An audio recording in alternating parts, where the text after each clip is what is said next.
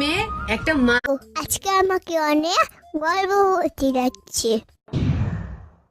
গর্ভবতী লাগছে মানে? মানে ওই যে পাউট পাউট। আরে ওইটা গর্ভবতী না, গর্ভবোধ করা হবে। চুপ, একদম চুপ। আর তাছাড়া পাউড না, প্রাউড হবে। আচ্ছা যাই হোক, তুমি কি জন্য গর্ভবতী হচ্ছ শুনি? আমি একজনের অনেক বড় উপকার করে দিলাম। কার? শয়তানের। মানে? এটার মানে হলো কালকে রাতের বেলা পড়তে পড়তে বই খুলে ঘুমিয়ে গেছিলাম।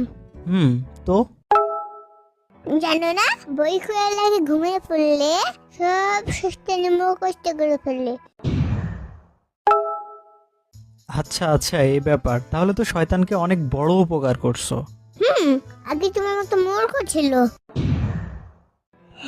এখন তো প্রচুর শিক্ষিত হয়ে গেছে।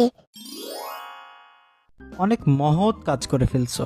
আমি একটা সিদ্ধান্ত নিয়েছি, কি শুনি? প্রতিদিন রাতে বই খুলে ঘুমিয়ে যাব, আর সকালে সব পড়ে দীক্ষিত হয়ে যাবে, শিক্ষিত হয়ে যাবে। আচ্ছা এটা বুঝলাম, কিন্তু শয়তান যদি শিক্ষিত হয় তাহলে তোমার কি লাভ?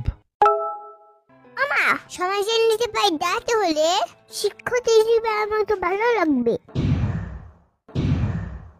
অনেক গভীর চিন্তা করে ফেলছো তো। তবে আন্টিকে বলবো মাসিক একটা বেতনের ব্যবস্থা করে দাও।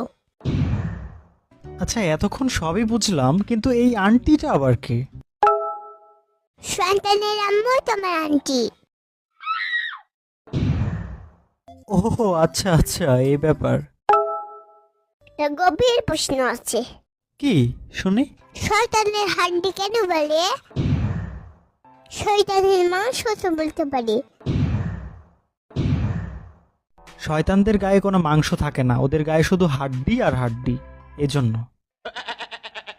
কখনের মতো। আরে ওইটা ককনাল না, কঙ্কাল হবে।